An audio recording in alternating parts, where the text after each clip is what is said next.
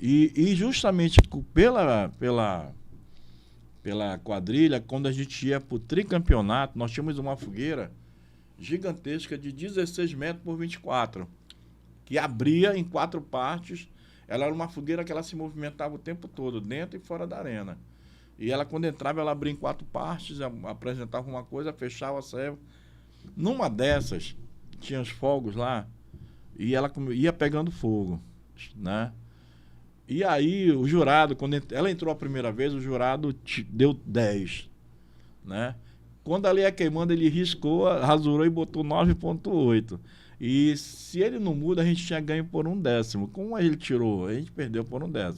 Aí eu lembro que eu gritava, efeitos especiais e tal, e o bombeiro tentando apagar, mas não rolou. Tá igual o carro alegórico da Aparecida pegando fogo e o... Exatamente, o Marco Frederico. A âncora lá da TV dizendo, mas o carro tá pegando fogo, o carro, e o Marco Frederico, não, são efeitos especiais. E o pior... O componente lá no carro, desesperado pra pular...